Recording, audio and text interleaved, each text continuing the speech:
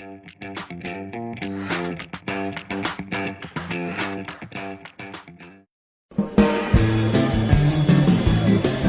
everyone, and welcome back to English Pod. My name is Marco. And my name is Catherine, and today we have an upper intermediate level lesson all about money.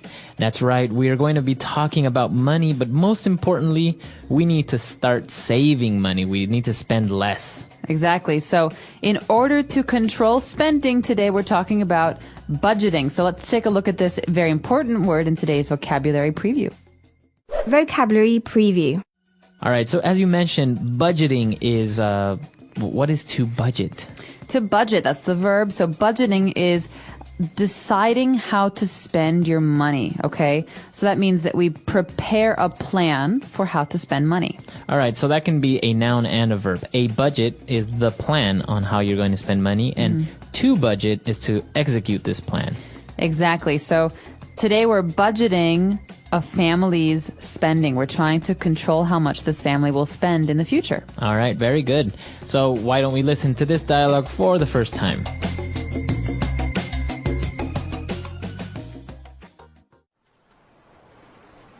Welcome, Mr. and Mrs. Carnwell. Please take a seat. Thank you.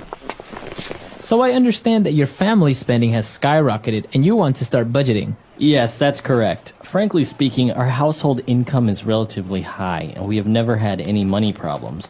But I think this is the main reason as to why our spending has gone out of control. We have 2 kids, and with allowances, paying their credit cards, ours, and not to mention our mortgage and car payments, with the recent economic downturn, my husband's business has suffered, and now we need some advice as how we can prepare a family budget. I see. Well, you have come to the right place. First, what we need to do is determine your cash flow. Knowing how much money is coming in will help us allocate spending to different categories such as mortgage, education, groceries, etc. Yes, that makes sense. Secondly, I need you to bring all of your receipts for the last 2 to 3 months. That way we can determine what your average expenditures are and see which category you're spending money on the most. Usually, your fixed costs are higher and we can't do much about that. But we can usually trim your variable costs, such as entertainment or clothing. Great! We will do that then. Now how about we treat you to a nice dinner? That's another thing. If you really want to stop spending so much money, throw away at least half of your credit cards. All right, we're back. So there were some interesting words and phrases in this dialogue related to budgeting and a lot of, financial terms here. So let's get started now on language takeaway. Language takeaway. This first term is very important because it tells us what kind of a budget we're talking about. We're not talking about a company here. We're talking about a family. Right. And so in this case, we use the phrase household. Okay, so what are we talking about? Household income. All right. So income, we know, is the amount of money that comes in to maybe your wallet, right? My income, my personal income. That's how much money you earn. Okay. So a household income is how much money the house earns. So all the people that are living in this house, right? That's right. So it could be a family. It could be 2 married people who are married to each other. So the idea is that it's not one person's income. It's the household income. Think of a house.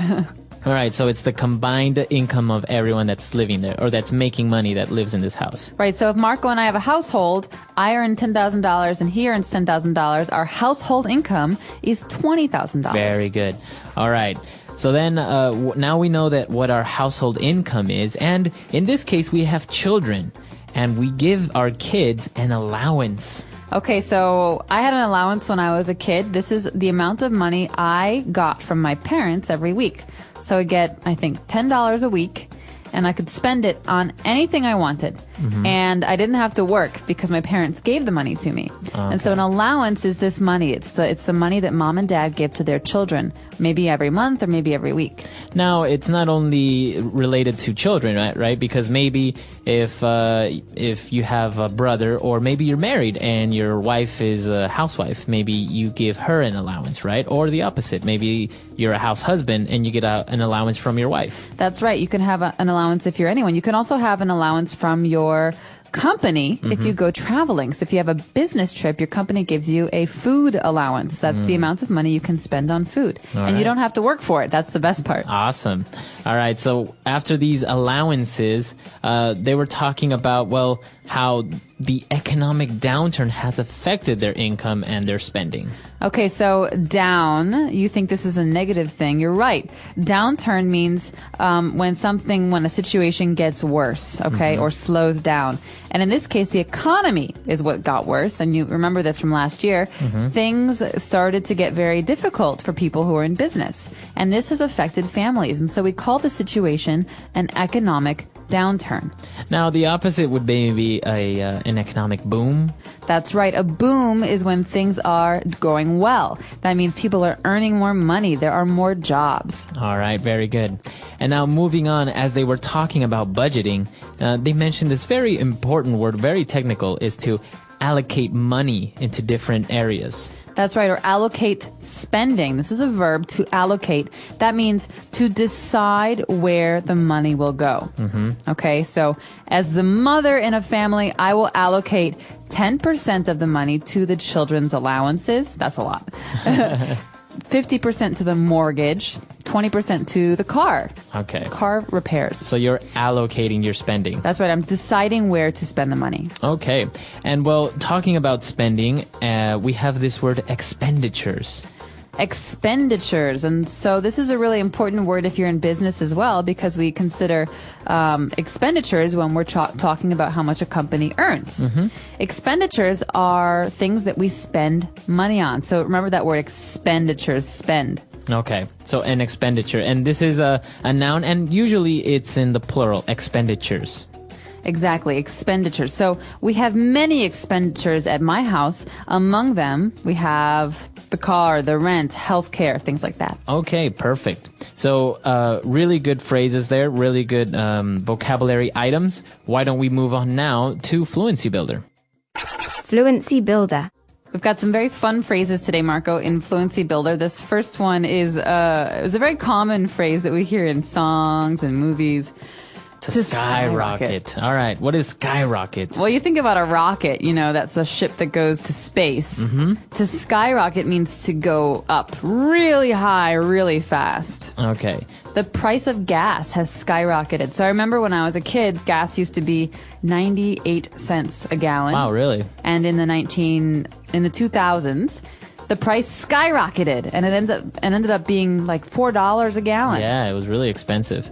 All right, so this is also, you can talk about sales have skyrocketed, or the price of petroleum has skyrocketed. So it could be a good thing or a bad thing, depending on what you're talking about. All right.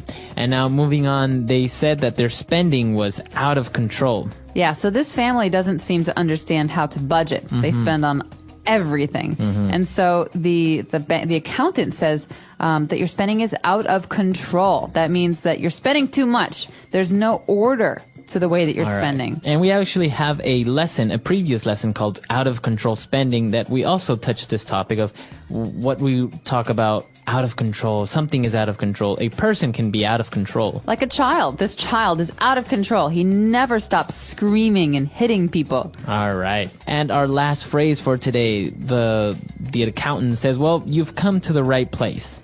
Okay, this is the accountant bragging. He's saying, well, I can fix your problems. I can help you. You've come to the right place.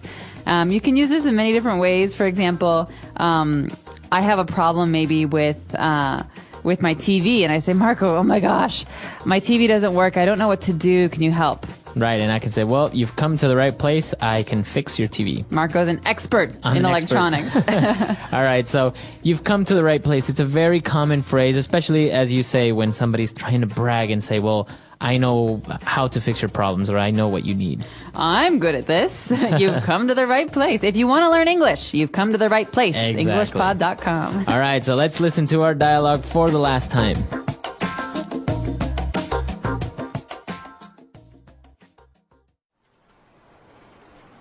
Welcome, Mr. and Mrs. Carnwell. Please take a seat. Thank you. So I understand that your family spending has skyrocketed and you want to start budgeting. Yes, that's correct. Frankly speaking, our household income is relatively high, and we have never had any money problems. But I think this is the main reason as to why our spending has gone out of control. We have 2 kids, and with allowances, paying their credit cards, ours, and not to mention our mortgage and car payments, with the recent economic downturn, my husband's business has suffered, and now we need some advice as how we can prepare a family budget. I see. Well, you have come to the right place. First, what we need to do is determine your cash flow. Knowing how much money is coming in will help us allocate spending to different categories such as mortgage, education, groceries, etc. Yes, that makes sense. Secondly, I need you to bring all of your receipts for the last 2 to 3 months. That way we can determine what your average expenditures are and see which category you're spending money on the most. Usually, your fixed costs are higher and we can't do much about that, but we can usually trim your variable costs such as entertainment or clothing. Great! We will do that then. Now how about we treat you to a nice dinner? That's another thing. If you really want to stop spending so much money, throw away at least half of your credit cards.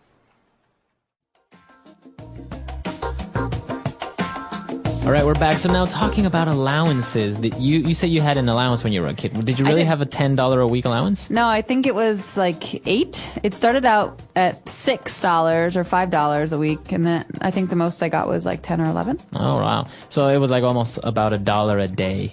About that, but usually the point was that, well, I started working when I was 15 because my parents thought it was important for children to learn how money works.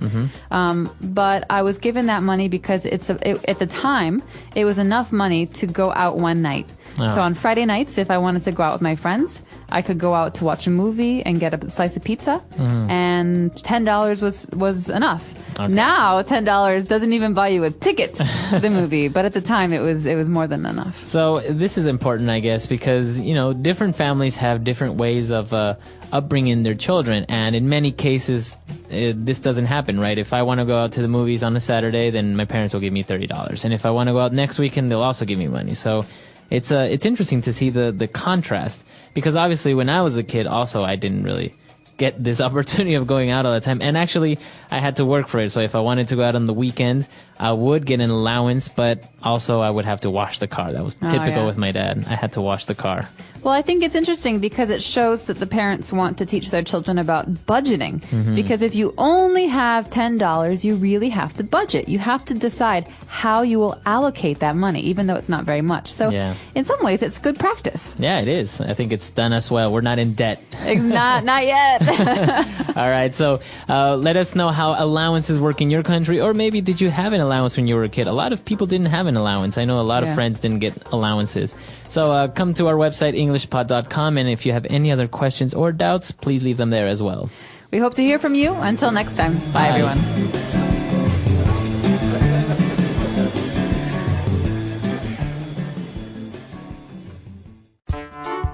The English Pod Audio Review. Listen to the meaning, then say the vocabulary word. Rise rapidly, as in price. Skyrocket. Beyond the ability to direct the actions of something.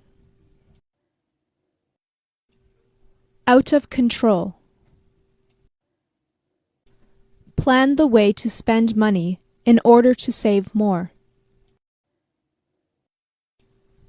Budget. Assign. Allocate. To be honest. To say it directly. Frankly speaking. Let's try that faster. Assign. Allocate. Beyond the ability to direct the actions of something. Out of control. To be honest. To say it directly. Frankly speaking. Plan the way to spend money in order to save more. Budget. Rise rapidly, as in price. Skyrocket. Now say the word and hear it in a sentence. Skyrocket.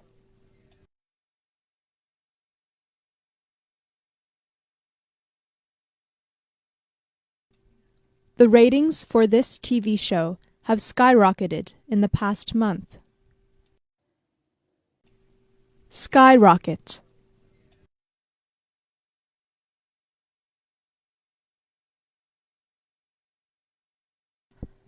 Her popularity skyrocketed after she won the competition. Skyrocket.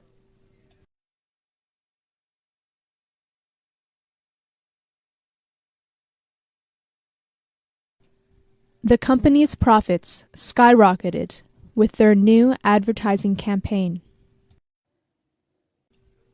Out of control.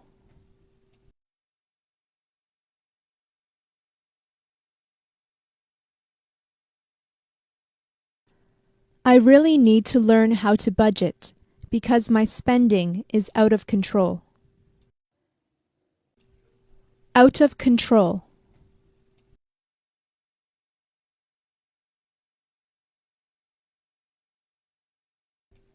Her anger was out of control when she learned that they had killed him. Out of control.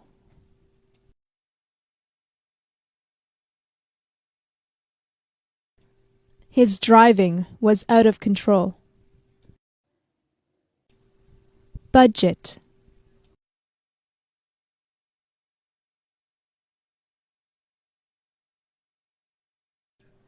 My roommates and I really need to start budgeting the money we spend on food. Budget.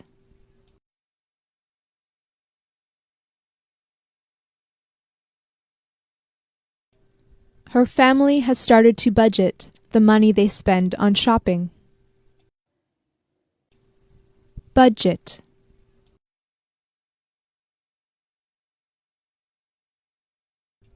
He needs to start budgeting his time better. Allocate.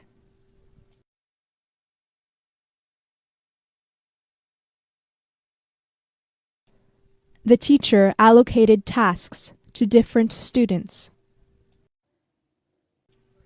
Allocate.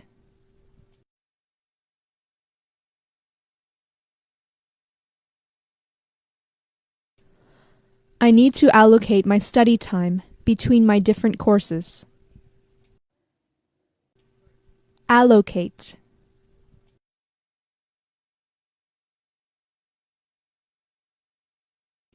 He allocated the prize money to different charities. Frankly speaking.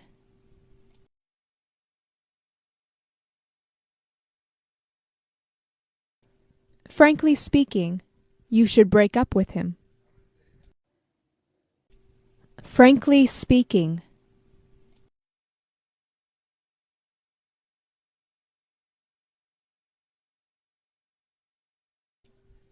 Frankly speaking, the government is just trying to get away with raising taxes again. Frankly speaking.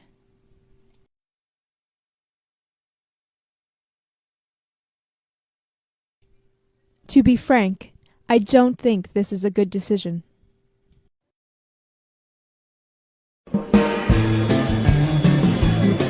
Hello everyone and welcome to English Pod. My name is Marco. My name is Catherine, and today we have an intermediate level lesson all about cell phones. That's right, we're going to be buying a cell phone, or also known as a mobile phone. So before we jump into the dialogue, let's take a look at a specific type of phone on Vocabulary Preview. Vocabulary Preview.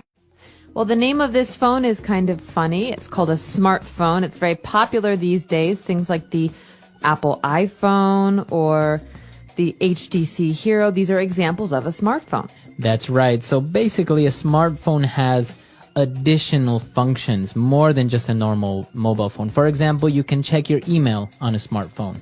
Yeah, so the thing that makes a smartphone different from a normal mobile phone is that it's like a small computer. You can do things like Marco said, send emails or take photos, edit photos, use applications, things like that from your phone. Okay, so we're going to be talking about smartphones, so let's listen to the dialogue for the first time.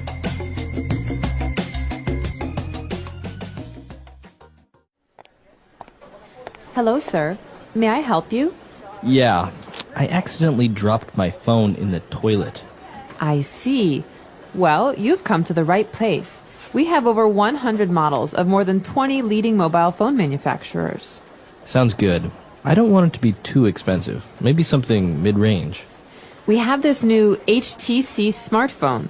It comes with the Android OS, so you can download applications.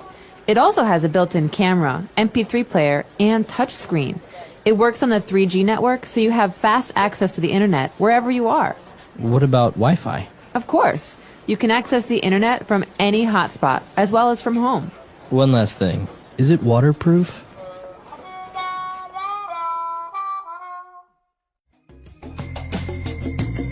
All right, we're back. Now, have you ever done this? Have you ever dropped your phone in the water? Have you ever damaged the phone like that? Luckily, no, knock on wood, but I have a good friend who dropped his in the toilet and As had to well. buy a new one. Yeah, so this is not made up. It's actually more common than what people think, but we'll get to that in a bit.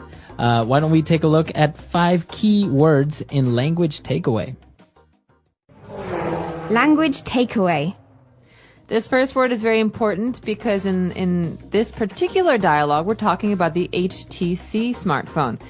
This is a special kind of phone, and it has an Android operating system, or OS. So Android is something that Google came up with, and they have this operating system that they're giving away for free. If you want to use it, you can use it. You can make a whole new phone using this operating system. So the operating system, like Windows, or what's the Mac one called? Tiger OS. Tiger OS.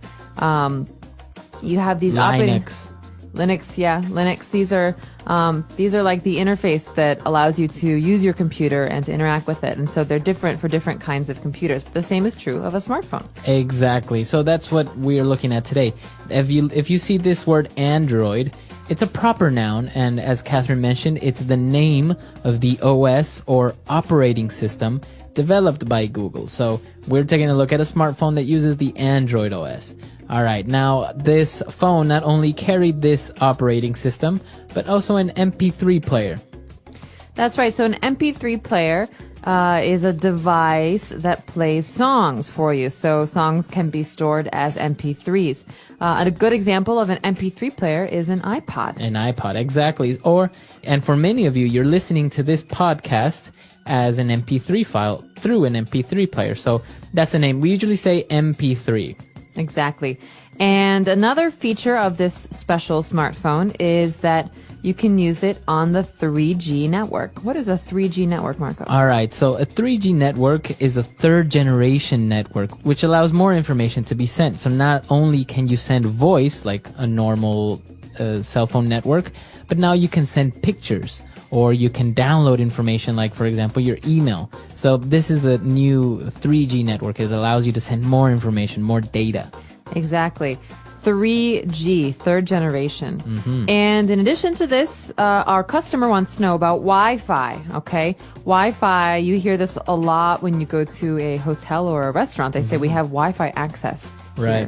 And Wi-Fi stands for wireless fidelity. So it's basically internet that has no wires. You don't need to connect your computer to anything. You just log on and use the internet.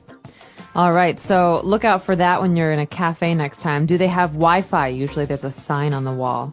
And finally, this customer wants to know, is this great phone waterproof? What is waterproof? All right, so if you have a watch, for example, and you can take this watch into a swimming pool or the ocean, it means it's waterproof. So it resists water. It won't get damaged if it gets wet. Great, so I could say that I have a waterproof jacket. Right. So that means that when I go in the rain, my clothes don't get wet because they don't go inside the fabric. Right. So, and there are many things waterproof as watches or waterproof cameras. I've never really seen a waterproof mobile phone, though. That's a good invention, maybe. That would be. All right. So those are 5 keywords for language takeaway. Why don't we listen to the dialogue again, and we'll be back.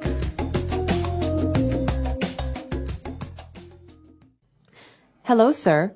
May I help you? Yeah, I accidentally dropped my phone in the toilet. I see. Well, you've come to the right place. We have over 100 models of more than 20 leading mobile phone manufacturers. Sounds good. I don't want it to be too expensive. Maybe something mid-range. We have this new HTC smartphone. It comes with the Android OS, so you can download applications. It also has a built-in camera, MP3 player, and touchscreen. It works on the 3G network, so you have fast access to the internet wherever you are. What about Wi-Fi? Of course. You can access the internet from any hotspot, as well as from home. One last thing. Is it waterproof? All right, we're back. So now we have 3 phrases for you on Fluency Builder. Fluency Builder. Okay, this first phrase is a way of expressing something. So we're going to give you a formula. The first word is leading. So leading mobile phone manufacturers. So when we use the word leading, we're saying that it's leading in industry. That means the most important manufacturers in a kind of industry. Right. So it's one of the biggest, it's one of the best. And if we want to change the noun, we can say, for example, the leading car manufacturer. Exactly. So in Japan, I wonder who the leading car manufacturer is. Is it Toyota maybe? Toyota. And we could also say that about clothing. The leading clothing manufacturer in America is, I have no idea, Cotton maybe? Cotton, right. So you can use many other nouns. And well, if you want to drop the manufacturers, you can say the leading brand in cosmetics or the leading supplier of medical equipment.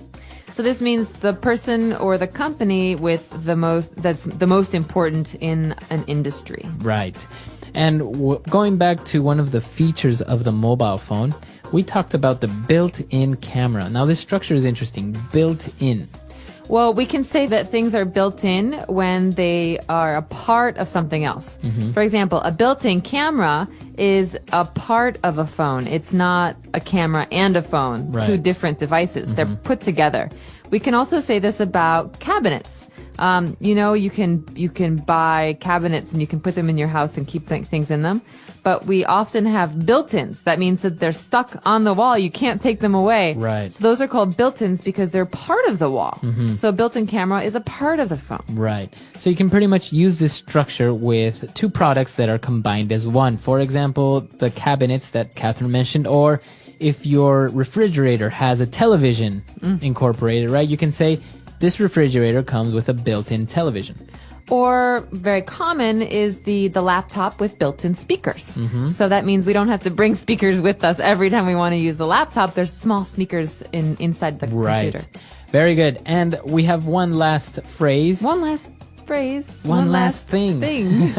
All right, so that's our phrase. One last thing. Oh, wait, before you go, one last thing. So this is often said when someone's leaving a conversation. So I'm going to say, okay, Marco, I've got to go run and do something. I'll see you later.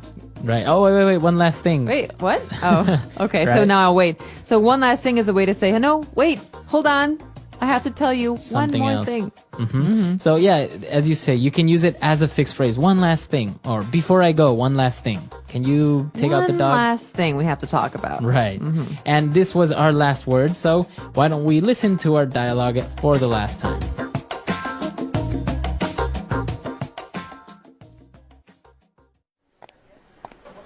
Hello, sir. May I help you?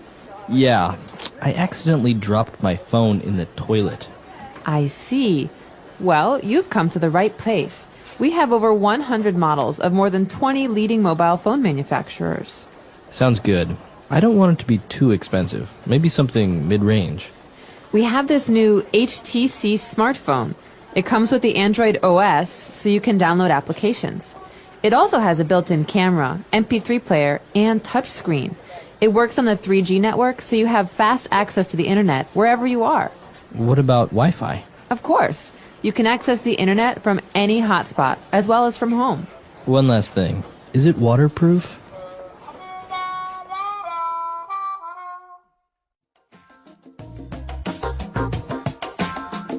All right, we're back. And I actually read somewhere that many girls have this accident because they place their mobile phones in their back pockets. So when they go to the bathroom, they accidentally, the phone accidentally drops out and falls into the toilet. I heard a different explanation for Really? this common problem. Maybe not very appropriate, but boys have this problem because they take their phones to the bathroom and they play with them when they're using the bathroom. I've also heard this, that you're maybe checking your messages or checking your email while in your bathroom, and boop, it falls. Just falls. Yeah, so I think boys and girls all have this problem. Be careful with your phones. Those smartphones Right. are still pretty expensive. Yes, they are. All right, so if you have any questions, any doubts, you can contact us at englishpod.com, and we'll see everyone there. Bye, everyone. Bye.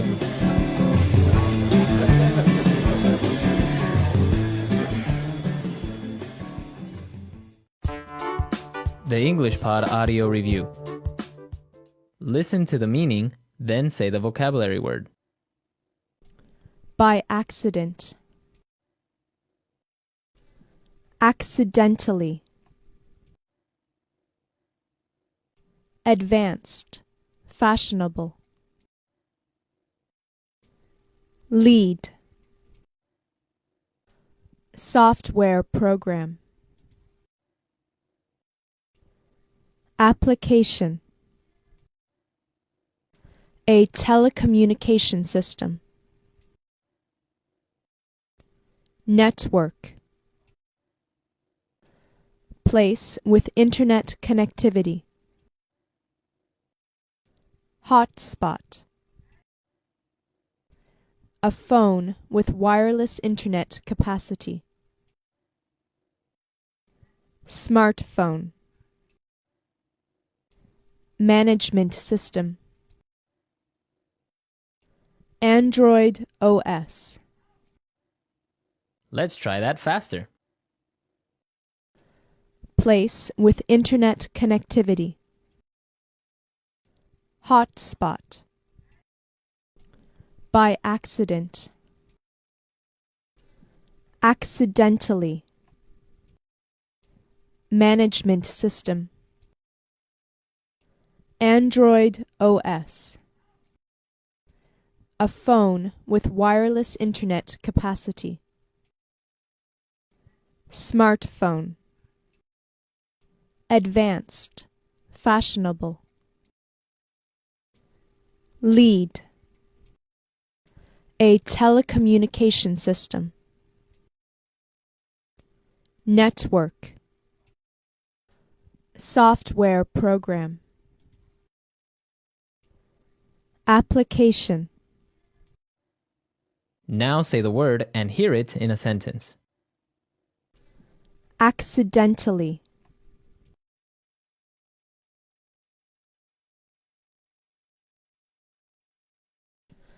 I accidentally scratched his car with my bike.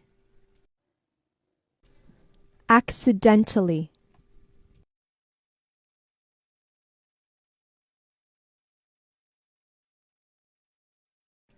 They accidentally left the lights on while they were on vacation. Accidentally.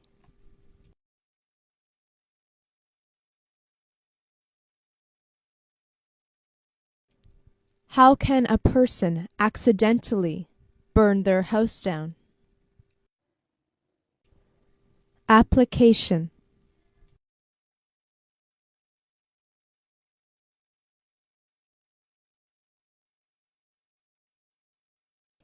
With this application, you can see which restaurants are nearby your current location. Application.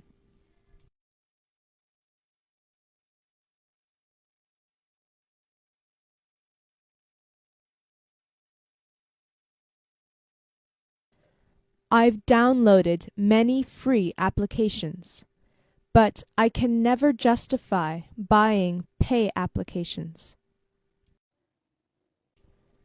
Application.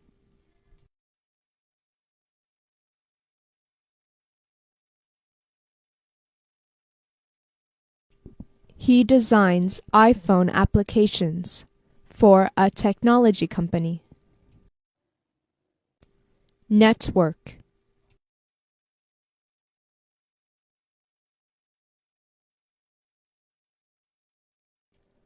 All of the computers in this office are connected by a network. Network.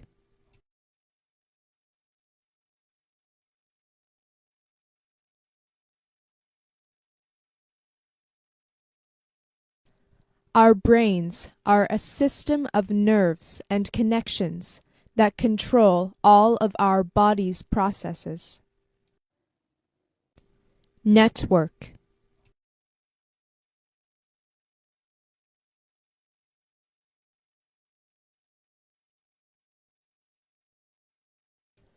The wireless network is down. Can you pass me that cable so I can connect to the internet? Hotspot.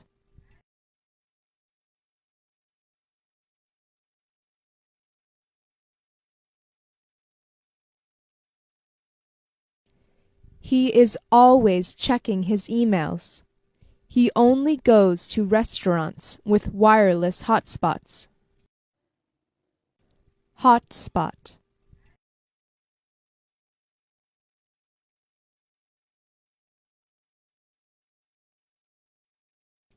This cafe is perfect. All you can drink coffee and a wireless hotspot.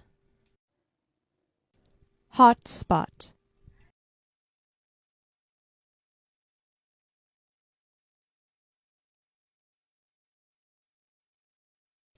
I have to find a wireless hotspot in this airport so I can send out an email right away.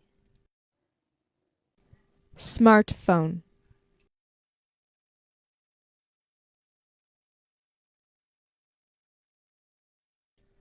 Apple's iPhone revolutionized the smartphone industry. Smartphone.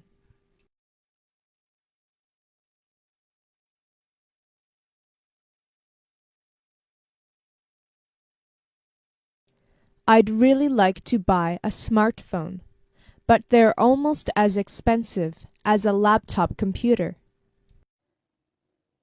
Smartphone.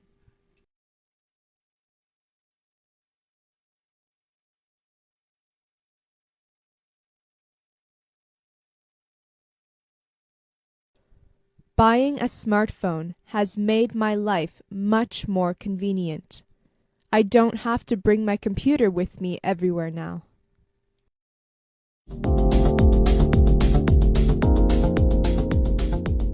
Hello, everyone, and welcome to English Pod. My name is Marco. My name is Catherine, and today we've got an upper intermediate level lesson for you all about money. That's right. We are trading money. We're actually negotiating in this very popular topic nowadays, the whole foreign exchange market. Okay, so we're talking about currency, which is the money of different countries. For Right. example, the currency of Ecuador is... The US dollar. Yeah. Hard to believe, but What? true. I'll tell you all about it later. Okay. Well, the currency of America is also the US dollar. So with that in mind, let's listen to today's dialogue.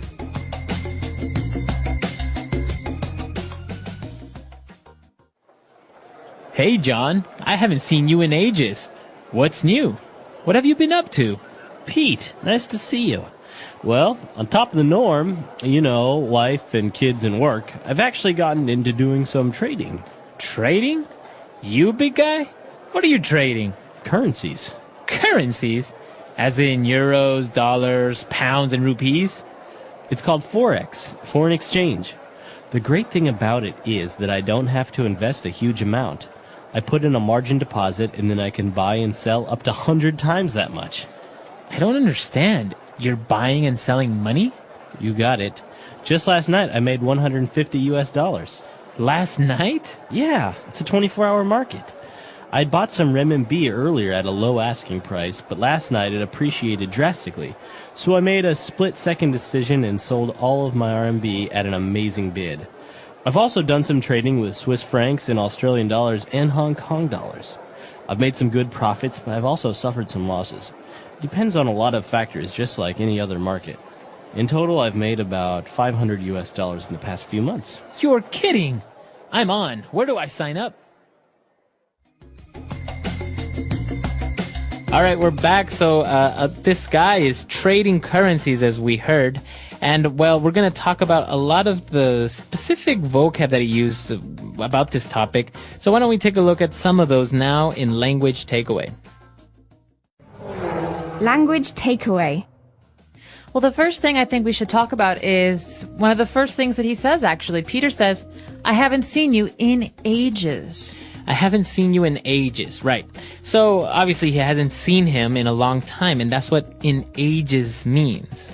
That's right. So we haven't seen each other in ages. Mm-hmm. So what other ways can we use in ages or the word ages? Well, you could actually say it's been ages. So that means it's been a long time. It's been a long time, or we haven't gone out for ages. Okay, so then you can use it with for ages. For ages, in ages. So the key word here is ages, which means a long time. Long time. Okay.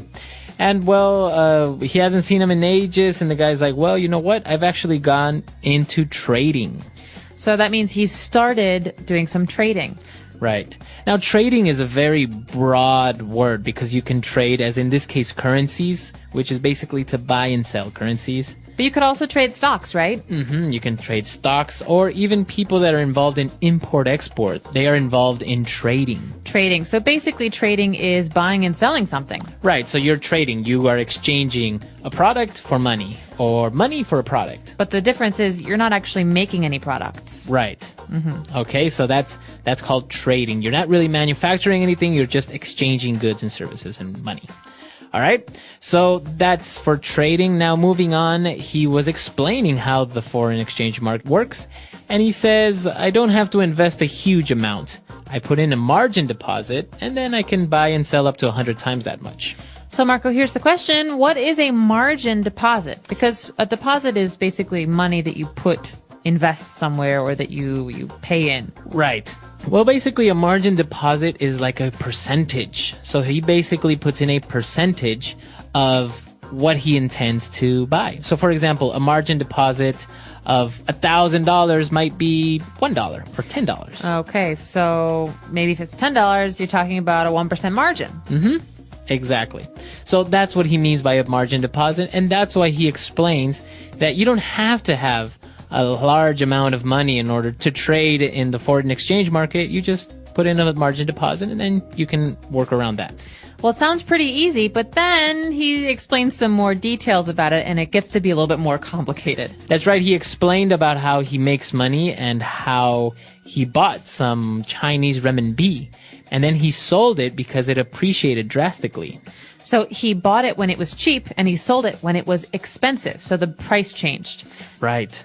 So this kind of price change, when something goes from cheap to expensive, it's called appreciating. Mm-hmm. Appreciation. So the verb is to appreciate. It's very different from using it in the sense of you appreciate someone, right? Like, oh, I really appreciate you. Yeah, no, it's very different. We could say this about most goods or investments. For example, my parents bought a house in 1970, and the value of the house has really appreciated over the last 40 years. So now the value is much, much greater. Mm-hmm. And actually, just mentioning it while we're on the topic, to appreciate, as you say, is something becomes more expensive. The opposite, when something becomes cheaper or maybe the value goes down, is to depreciate. Depreciate. So that D at the beginning means it's going down. Right. Okay, and moving on to our last word for language takeaway. So when he was talking about selling the Chinese currency, he said that he sold it at an amazing bid. Okay, let's talk about bid here. B-I-D, bid. What does this mean? So to bid is to place an offer for something. Okay, so for example, at an auction, when someone is selling many old objects or some art, I can bid $100. Right. And maybe someone doesn't accept my bid. Mm-hmm. But if they do accept my bid, then I pay for it. Right. So basically, a bid is just another way of saying an offer. You're offering a certain amount of money for that product or that service. And you see it a lot, for example, on eBay, right? That's right. So eBay is an auction website, basically. And someone who's selling someone can see many, many bids, and they select the best bid. Exactly. So that's what a bid is. So that's all we have for language takeaway. Let's move on now to Fluency Builder. Fluency Builder. Marco, what have you been up to lately? I never see you. All right. This is actually a very common sentence. What have you been up to? But most English learners don't really understand what it means. Well, this is a really interesting point because I say this all the time. This is very native, very colloquial. What have you been up to? It's almost the same as saying, what's up? What's up? Or where have you been recently? What have you been doing recently? Right. How's your life? Right. So this part, up to, what have you been up to? It doesn't really say much if you translate it literally. But basically it's, what have you been doing? What have you been spending your time on? So to be up to means to do something, to do. Right. And there are many other definitions of up to, but in this case, what have you been up to means that. What have you been doing? So next time you see a friend you haven't seen in a week or two, you can say, what have you been up to? All right. And John answers, well, on top of the norm, wife, kids, and work. That phrase right there, on top of the norm. Well, the norm here means the normal. That means basically normal life. I've been working, I've got my kids, my wife, on top of the norm. Just life is normal. Right. So the norm are the wife, kids, and work. On top of that, I'm actually getting into trading, right? So the normal situation, the normal life is wife, kids, and work. And then he's saying, on top of that, I've actually been doing this. Exactly. Okay. And now moving on to when he's explaining, again, the market and the currencies, he talked about an asking price. Okay, asking price. Remember we were talking about bids? We could say that someone has an asking price, which is the price they would like to receive for an object or a service that they are selling. And so, for example, I'm going to sell my desk. My asking price is $100, $100. Maybe you don't want to pay that much, but my asking price is the way that I'm going to start. That's how much I want for it. Right. So that's your asking price. That's how much you ideally want to sell it for, but you can negotiate. You are willing to accept maybe a lower offer. Exactly. Okay. And what is our last phrase? A split-second decision. This is really, really important. These words go together very often. Split second and decision. Okay, so that basically means that you made a very quick decision. That's right. Split second. Very fast. It's almost like it's less than a second. And so a split-second decision means a decision in no time. It's very, very quick. So we can actually mix split second with other things, right? For example, so maybe you can say he reacted in a split second and avoided the crash. Okay, so good for him. He reacted quickly enough to avoid the accident. That's right. So split second, very fast, very quickly. A split second decision, a decision that was made very fast. Okay, so that's all we have for Fluency Builder. Why don't we go back, listen to this dialogue one more time, and we'll be back to talk a little bit more.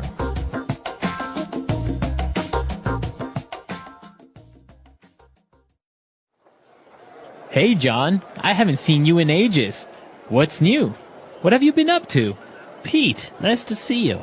Well, on top of the norm, wife and kids and work, I've actually gotten into doing some trading. Trading? You, big guy? What are you trading? Currencies. Currencies? As in euros, dollars, pounds, and rupees? It's called Forex, foreign exchange. The great thing about it is that I don't have to invest a huge amount. I put in a margin deposit and then I can buy and sell up to 100 times that much. I don't understand. You're buying and selling money?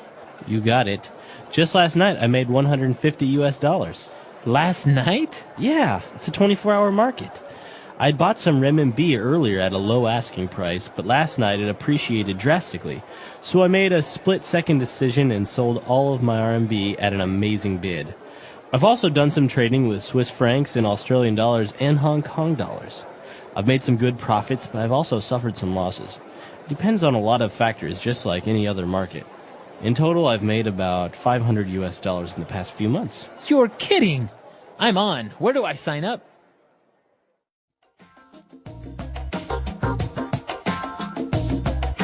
So, Marco, you have to explain this to me. We're talking about currency today. So every nation has a currency. For example, in the dialogue, we learned that India has rupees. Pounds are in Britain. Britain has pounds, and Australia has Australian dollars. America has American dollars. But you just said earlier that Ecuador has American dollars too. That's right. Actually, Ecuador went through a very difficult economic situation in late 1998, early 1999, where there was hyperinflation. So basically, there was an inflation that was very, very, very large. So that means that the old currency lost its value very fast. Exactly. So, for example, if the currency before in Ecuador used to be sucres. So if 10 sucres was $1, all of a sudden it was 50 sucres was $1. Oh, wow. So, and it got to the point where goods and services went from 3,000 to $1 to 25,000 to $1. Oh, okay. So people have bags full of money and it's not really worth anything anymore. Exactly. So what happened was the central bank couldn't absorb this currency depreciation. They couldn't really regulate prices. Obviously, salaries were about the same, so you have a lot less money comparatively. And so the government decided that there were two options. Either they would follow Argentina's example, what they did a couple of years before, and set a fixed rate. So in Argentina, it's 3 pesos to $1. Or we would just get rid of our currency and just use US dollars. So that's what they did, right? They use US dollars, and now if you ever travel to Ecuador, you will use US dollars. The same exact bills that you use in the US are the same exact bills in Ecuador. So no need to exchange currency. No need to exchange currency, and that's why I guess there are many factors that people say are a lot better. For example, trading has become a lot less complicated because now you're negotiating in US dollars as in everywhere else in the world. But then other things, as you know, not having a national currency also affect. So there are a lot of things going on, but it's an interesting topic. Very interesting. Well, so maybe for those of you who are listening, you could tell us about your country and your currency. What do you use? What do you spend money on? And do people buy and trade currencies where you're from? Exactly. Or maybe you can even enlighten us with with the exchange rate. Maybe usually it's a good question to ask, how much is a liter of milk? Or how much is a haircut? Right, because these are things that everyone needs, so the price doesn't change that much. Exactly. We're really curious to know how inexpensive or maybe very expensive your country is. The English Pod Audio Review. Listen to the meaning, then say the vocabulary word. Something is usual or expected. Norm. The money that a country uses. Currency. The sum of money required to reinstate. Margin deposit. Taking effect rapidly.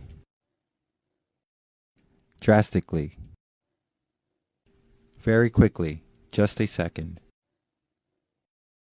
Split second. An offer to pay a particular amount of money. Bid. Let's try that faster. The sum of money required to reinstate. Margin deposit. Something is usual or expected. Norm. Very quickly, just a second. Split second. An offer to pay a particular amount of money. Bid. Taking effect rapidly. Drastically. The money that a country uses. Currency. Now say the word and hear it in a sentence. Norm. What's the norm in this company concerning protocol? Norm. This is the norm, so you'd better get used to it. Norm.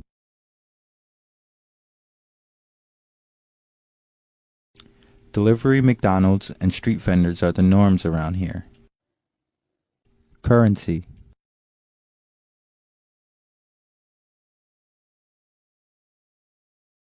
Before I went to France, I had to change some of my Canadian currency into euros. Currency. What's the currency in this country? Currency.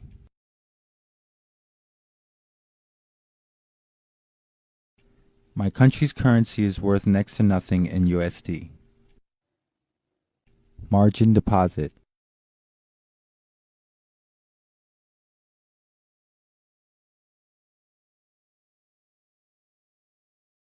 He decided to start with a margin deposit of GBP 100.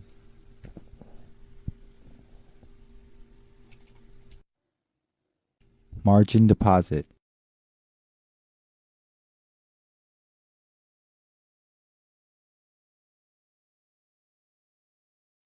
I can't believe that I can trade with USD 1 million deposit when I've only put in a margin deposit of USD 10,000. Margin deposit.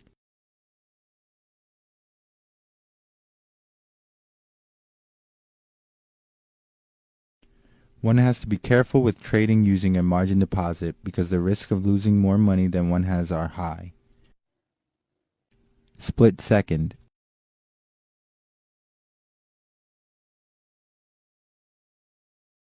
The gang members were closing in on me fast, so I made a split-second decision to run instead of fight.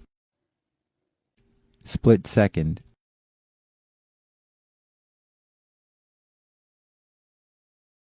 My heart pounded as I made a split-second decision and took hold of her hand. Split second.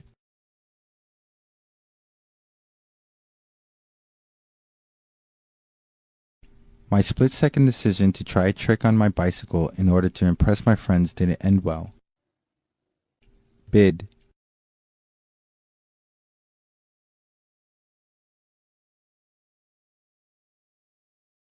The current bid ask for EUR USD is 1.3998-79. Bid.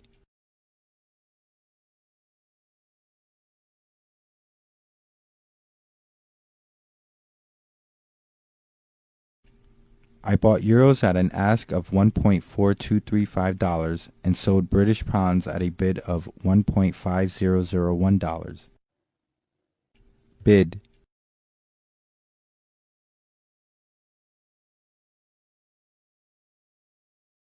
The bid for Japanese yen and the ask for Hong Kong dollars are really good right now if you trade in US currency. The English Pod Audio Review. Listen to the meaning, then say the vocabulary word. Something is usual or expected. Norm. The money that a country uses. Currency. The sum of money required to reinstate. Margin deposit. Taking effect rapidly. Drastically. Very quickly, just a second. Split second. An offer to pay a particular amount of money. Bid. Let's try that faster. The sum of money required to reinstate. Margin deposit. Something is usual or expected. Norm. Very quickly, just a second. Split second. An offer to pay a particular amount of money. Bid. Taking effect rapidly. Drastically. The money that a country uses. Currency. Now say the word and hear it in a sentence. Norm. What's the norm in this company concerning protocol? Norm. This is the norm, so you'd better get used to it. Norm.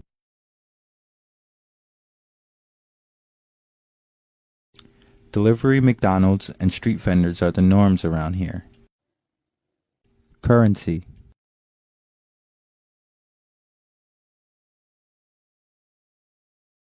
Before I went to France, I had to change some of my Canadian currency into euros. Currency. What's the currency in this country? Currency.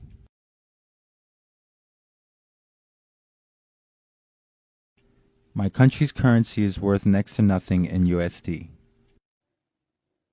Margin deposit.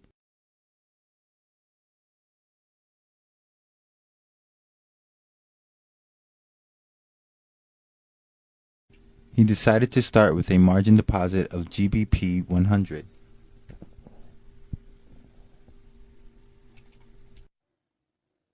Margin deposit.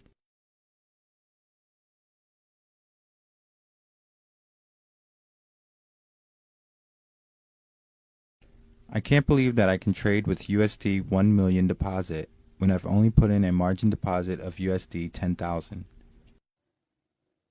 Margin deposit.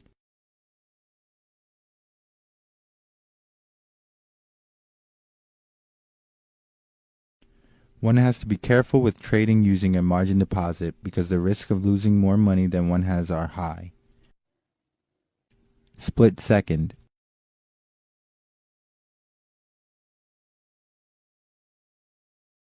The gang members were closing in on me fast, so I made a split-second decision to run instead of fight.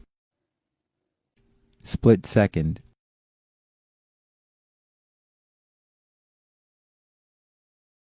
My heart pounded as I made a split-second decision and took hold of her hand. Split second.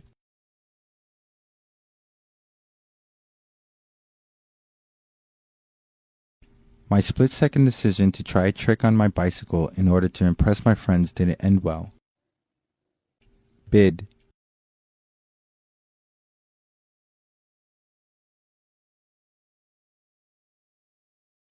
The current bid ask for EUR USD is 1.3998-79.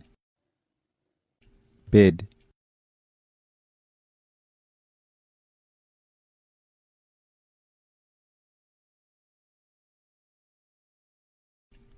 I bought euros at an ask of $1.4235 and sold British pounds at a bid of $1.5001. Bid.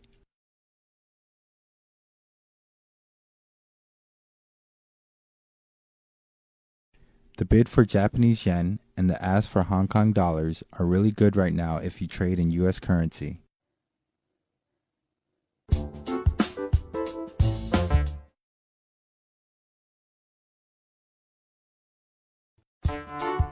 The English Pod Audio Review. Listen to the meaning, then say the vocabulary word. Something is usual or expected. Norm.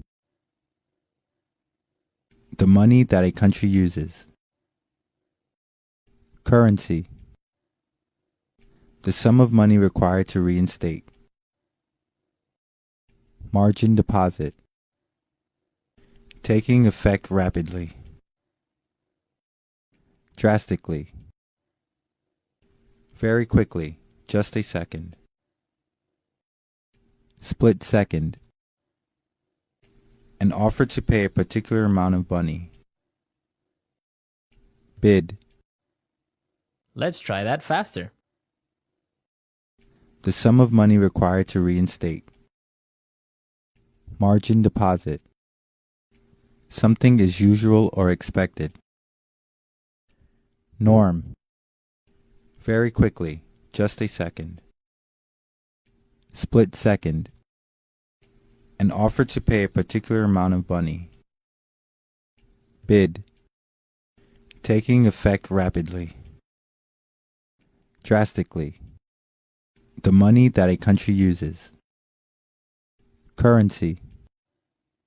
Now say the word and hear it in a sentence. Norm. What's the norm in this company concerning protocol? Norm. This is the norm, so you'd better get used to it. Norm.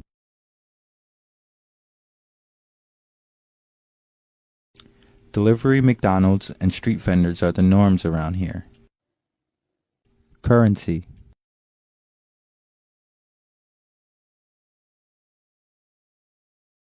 Before I went to France, I had to change some of my Canadian currency into euros. Currency. What's the currency in this country? Currency.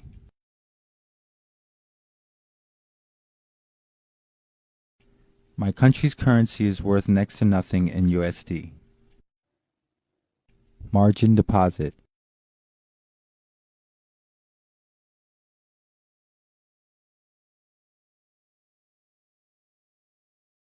He decided to start with a margin deposit of GBP 100.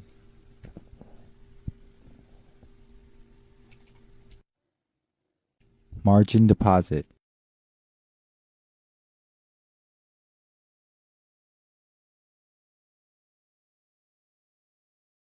I can't believe that I can trade with USD 1 million deposit when I've only put in a margin deposit of USD 10,000. Margin deposit.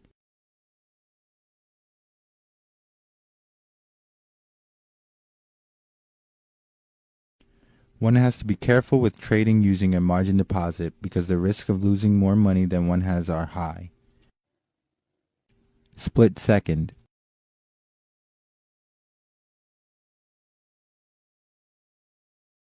The gang members were closing in on me fast, so I made a split-second decision to run instead of fight. Split second.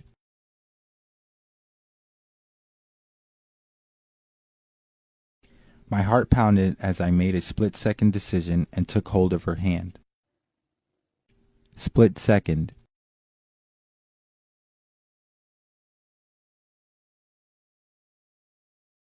My split-second decision to try a trick on my bicycle in order to impress my friends didn't end well.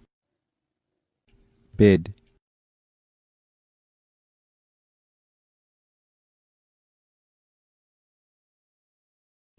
The current bid ask for EUR USD is 1.3998-79. Bid.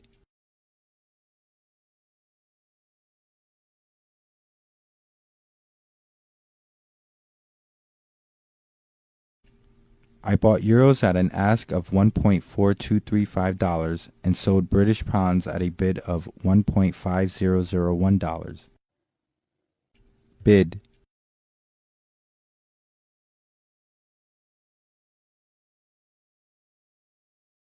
The bid for Japanese yen and the ask for Hong Kong dollars are really good right now if you trade in US currency.